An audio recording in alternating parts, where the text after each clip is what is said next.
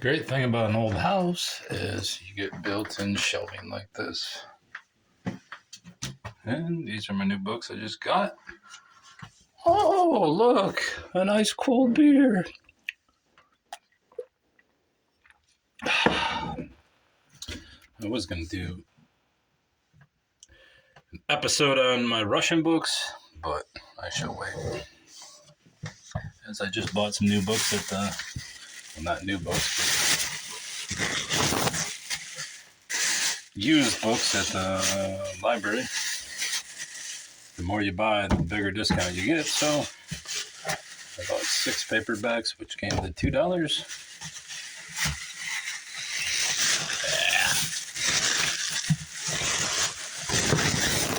Bear with me. Bear with me. This exciting tale that's to come.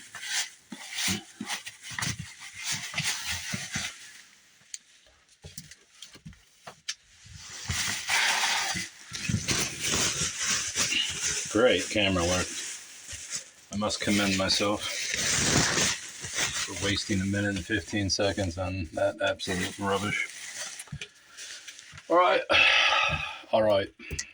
Let me water up here. There's the bees.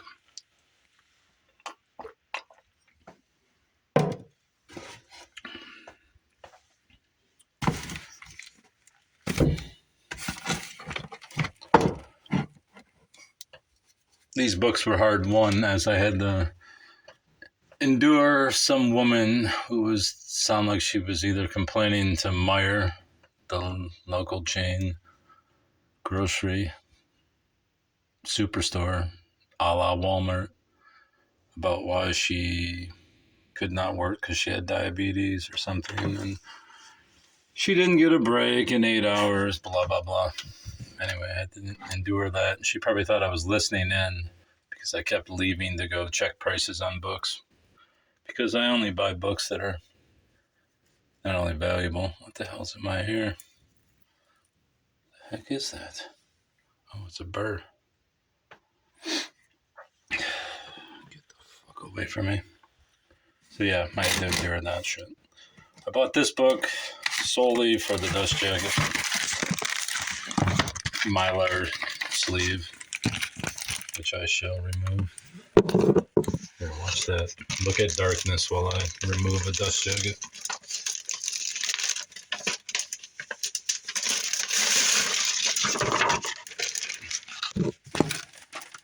Now, I know I could just buy these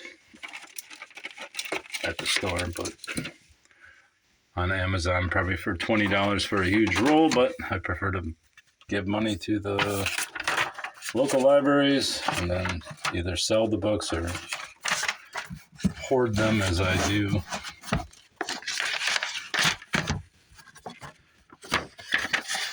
Oh, Jesus Christ. As I've said before,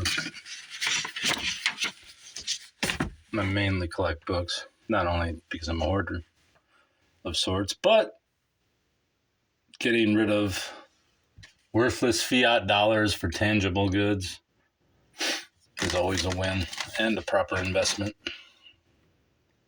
Columbus was last from 200,000 BC to 1492, a heretical history of who was first. They probably walked over, we don't know how many of them, except no, we don't give a shit either. The world of the Druids. As you can see, this is likely a Borders book for $5.99. Cute little whale fish. Every time I hear the word Druid, I think of Mark Bolan in his top hat singing of the Druids in Ride a White Swan. I definitely don't think of this dude's package. Obviously, not much is known about the Druids. That's why people just make shit up about them. But apparently these guys have a lot of their stuff. Digging up Druids. Also, the local witch, Gundella, that I research spoke of the Druids in one of her. Oh, that's a nice illustration.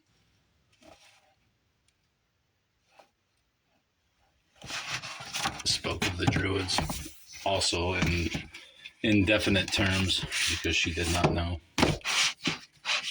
Non-definite terms, I should say. Picked up an ex-library copy of Sylvia Plath's collected poems, which conveniently will go with my other Sylvia Plath books, which means I'm going to have to remove something from this shelf.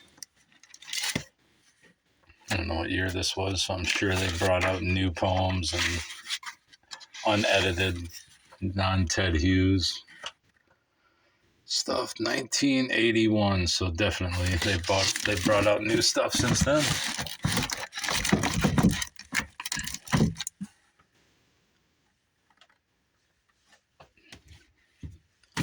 Plath was obviously one of the great poets, which many female writers like Jory Graham and these new ones, Rita Dove, etc., are considered great poets. But Plath is probably about one of a handful of 5 great women poets, which is not a knock against women because I think there's only about probably 10 great men poets too. So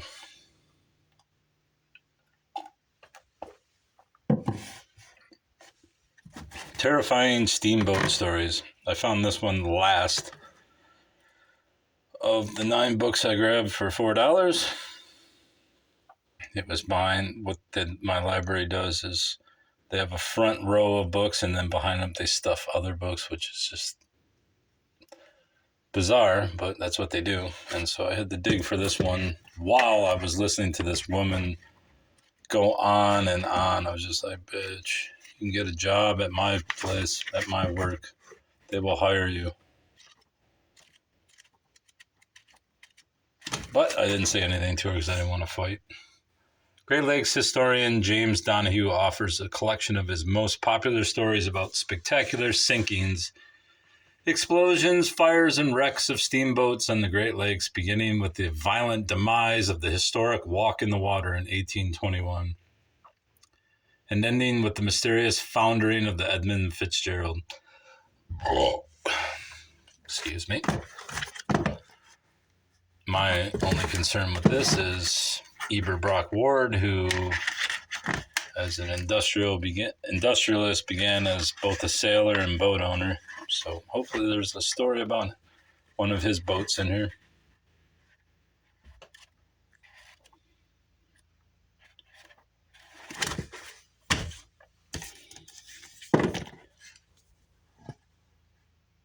The Ghostly Tales of Michigan's Haunted Lighthouses.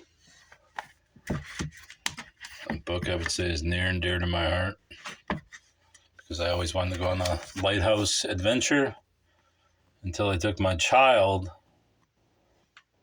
to the one in Port Huron, affectionately known as Port Huron. And she had started her cycle, shall we say, and was furious and had no products and raged the entire time and ruined the trip to my first, well, maybe not my first lighthouse, but that's that. So my lighthouse adventures did not get off to a great start, and I have not pursued it since. Stay alert. Ghosts lurk around every corner. They don't. Even the most unexpected places might be haunted by wandering phantoms. Did you know that the former keeper of the Seol Choi... I don't know how the fuck you say this. What's this? What did that just say? Oh, look, my mother's calling. Not answering. Did you know that the former keeper of the Seol Choi Point lighthouse still keeps his watch despite having been dead for over 100 years? Or that a mysterious young girl searches for playmates at the Marquette Island Lighthouse? Can you believe that the poltergeist at Wago Shant's Shoal Lighthouse loves to play pranks on visitors? Pulled right from history, these ghostly tales will change the way you see Michigan's coast and have you sleeping with the light on. Never. This book, Z28, a source book by edited and annotated by Joe Collins, was bought for resale.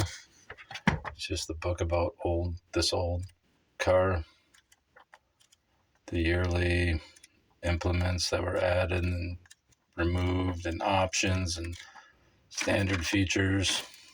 I will resell this book, hopefully for $20, which will pay for all of these, even though I bought them the entirety for about $3 or $4. That's how book selling works. You always buy one book, minimally one book, to pay for all the books you bought. So that's why almost every book in these shelves is free to me. Although with the new IRS criminal racketeering, unconstitutional legal graft, and financial slavery, they're going to start making us pay for it, the books we sell online. So I've curtailed that a bit, because these motherfuckers will rob you until there's nothing left. And there's almost nothing left, considering that our money is debt-based, which is why I keep buying books, because books have tangible value and our money has zero. And the collateral is $32 trillion in debt and growing by the minute. Now, this isn't a political tirade. This is just the matter of fact of what's going on. From Savage to Negro, Anthropology and the Construction of Race, 1896 to 1954. Seems like a very,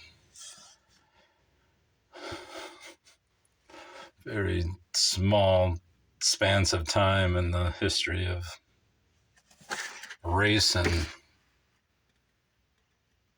anthropology, but all right. Lee D. Baker explores what racial categories mean to the American public and how these meanings are reinforced by anthropology, popular culture, and the law, focusing on the period between two landmark Supreme Court decisions. All right, this makes more sense.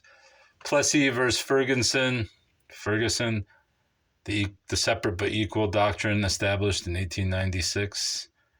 And Brown versus Board of Education, the public school desegregation decision of 1954. Baker illuminates the ways in which social sciences have responded to and shaped the politics of race in the United States.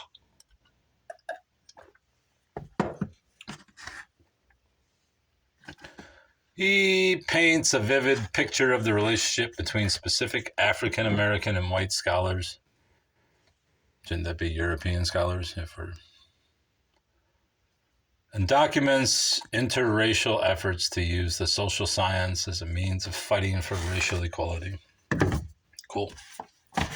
Book's worth about at least $8.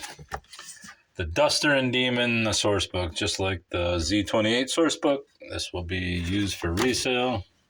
Read the exciting story of some of America's most exciting high-performance machines.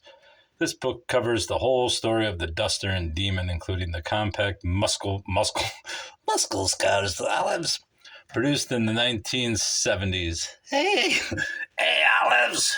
The muscles. I got me muscles. On that note, I'll move to A Secret History of Consciousness by Gary Lachman. Introduction by Colin Wilson, which is the only reason why I got the book. I think Colin Wilson's dead by now, but noted occult expert. Colin Wilson calls this book a marvelously exhilarating gallop through every important modern theory of consciousness. For the last 4 centuries, science has tried to account for everything in terms of atoms and molecules and the physical laws they adhere to. Recently, this effort was extended to include the inner world of human beings. Gary Lachman points to another approach in which consciousness is seen not as the result of neurons and molecules, but as responsible for them. Meaning is not imported from the outer world, but rather it creates it. And consciousness is a living, evolving presence whose development can be traced through different historical periods. Blah. Z is for Zamboni, a hockey alphabet. I actually have 2 copies of this, but I don't see it very often. I like Zambonis. That's all I'll say. The Kill Jar. This is an older pickup, probably at least a month ago. The Kill Jar, I always purchase true crime books, and my mother reads them before I either hoard them or sell them in lots on eBay. Obsession, Descent, and a Hunt for Detroit's Most Notorious Serial Killer. I presume it's Coral Watts, but I don't know. Nope, it's about the Oakland County child killers. 4 children were abducted and murdered outside Detroit during the winters of 1976 and 77. Their bodies dumped in snowbanks around the city. J. Reuben Appleman was only 6 years old when the murders began and evaded an abduction attempt during the same period, fueling a lifelong obsession with the Oakland County child killings. That's funny because I almost got abducted when I was like 12. And the guy gave me money and stuff, but I was smart enough to go to the passenger side of the car, and only he told me to come around. I'll just get in the car. I'll get you drunk. I was like, dude, I don't drink. I'm fucking 12 years old. I'm on my paper out. Hey, remember we used to go to this restaurant? I was like, no, I only went there once. I was with my baseball coach, and you weren't there, bro. But stupidly, I took money from this guy. And then I told him I'd talk to him later. He says, I think I told him where my route which was stupid. And so anyways, at the end of my route, which wound around about 1 street away from where I lived as a child, who came around the corner, fired up and fuming, and he's like, get in the car. And I was like, sorry, bro, as I ran into the house. And then we had to call the police and all that. Curiously enough, I found out later that one of my friends did get in the car with this motherfucker and drove around with him. I was like, dude, no. And the friend kind of acted strange after that, so maybe something happened to him. I only thought of this like 2 or 3 years ago, and I was like, and there's some telling signs that maybe something did happen to him, and that's all I'll get into. But yeah, I could have been abducted and molested by some fucking weird son of a bitch. Instead, I let women torture me instead. The Werner story. From gnomes to now. That's pretty good. I collect Werner's bottles. Only the old ones.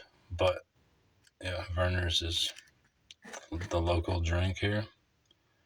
One of the oldest soda pops, and we don't call it soda in Michigan unless you're a fucking dullard. You call it pop because the whole point of calling it pop was that's how the sound of the bottle when you pulled the cork back in the day. Pop. It didn't go soda. It said pop. So anybody that tries to tell you it's soda and not pop is an absolute imbecile. There's a particular reason why it's called soda pop.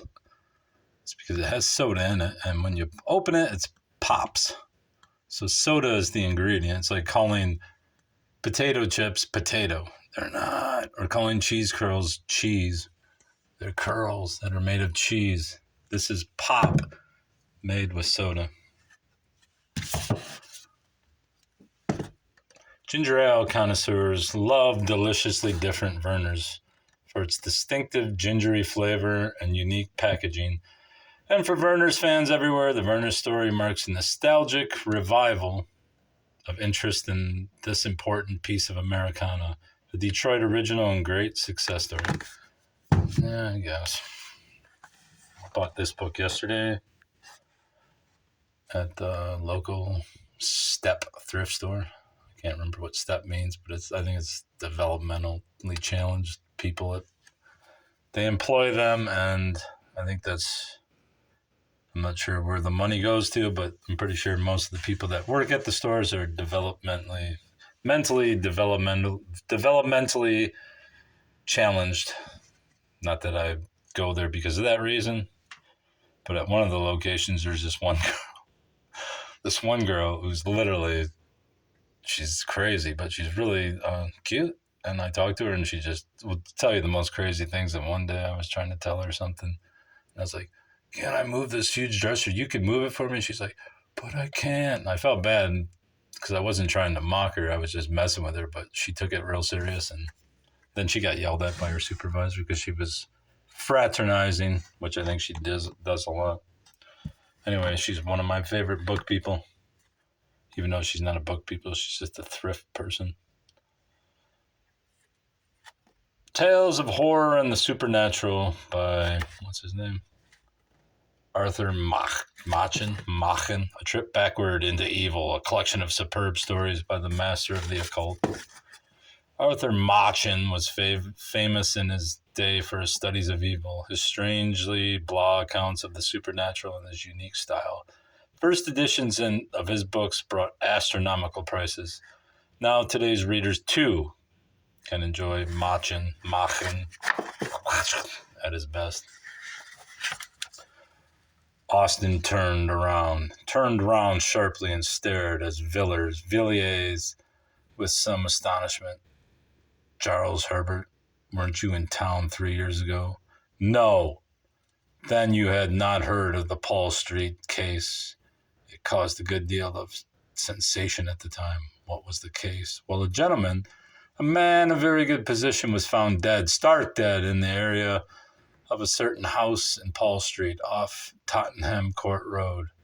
Of course, the police did not make the discovery. If you happen to be sitting up all night and have a light in your window, the constable will ring the bell, but if you happen to be lying dead in somebody's area, you will be left alone. In this instance, as in many others, the alarm was raised by some kind of vagabond. I don't mean a common tramp or a public house loafer. That's what my child calls the cat, a loaf. But a gentleman whose business or pleasure or both made him a spectator of the London streets at 5 o'clock in the morning. This individual was, as he said, going home. It did not appear whence or whither. It had occasion to pass through Paul Street between 4 and 5 a.m. Something or other caught his eye on number 20. He said, absurdly enough, that the house had the most unpleasant physiognomy he had ever observed. But at any rate, he glanced down the area and was a good deal astonished to see a man lying on the stones, his limbs all huddled together and his face turned up. Our gentleman thought his face looked peculiarly ghastly, and so set off at a run in search of the nearest policeman. The constable was at first inclined to treat the matter lightly, supporting common drunkenness. However, he came, and after looking at the man's face, changed his tone quickly enough. The early bird who had picked up this fine worm, cliché, was sent off for a doctor, and the policeman rang and knocked at the door till a slatternly servant girl came down, looking more than half asleep. Exciting. Complete the Book of Darrow's Breads by Evelyn Berger and Johannes Fiebig, as opposed to Johannes Phi Small. Try these 122 layouts, the most in any book. Journey into the mystical mix.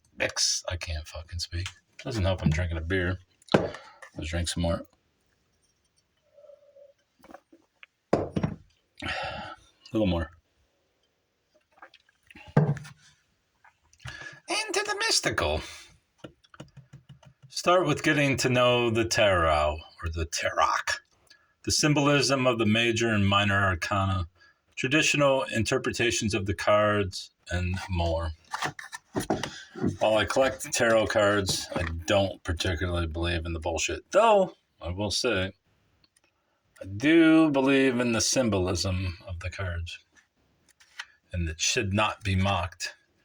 Ditto with cartomancy when you use regular decks of cards, which I have done on a non-scientific level because I don't believe in fortune telling or particularly in luck, though fate does sometimes come into play.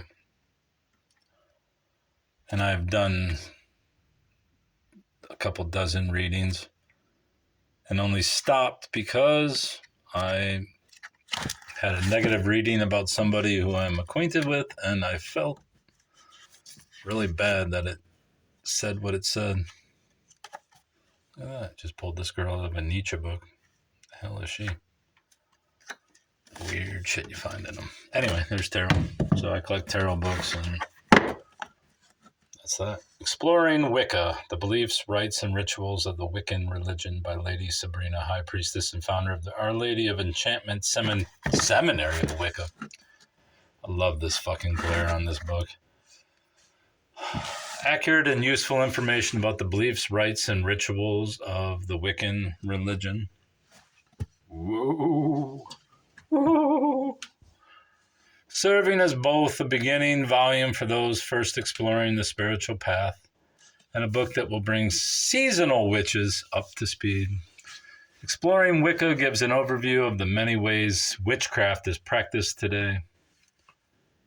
Lady Sabrina teaches how to cast spells for love, money, personal success, and renewed health.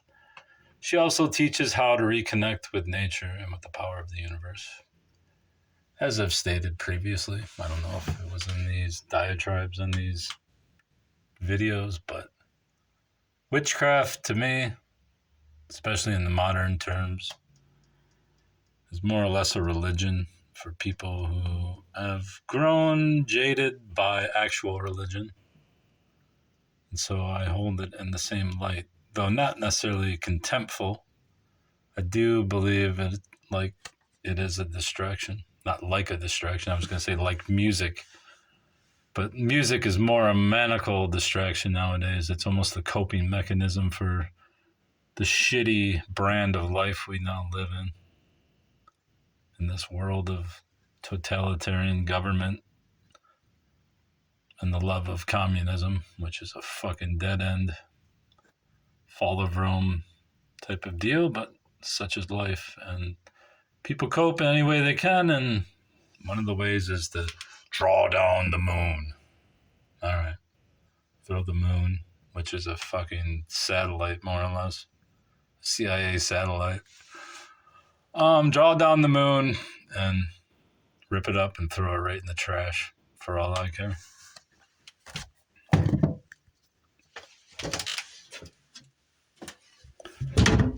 Bye-bye.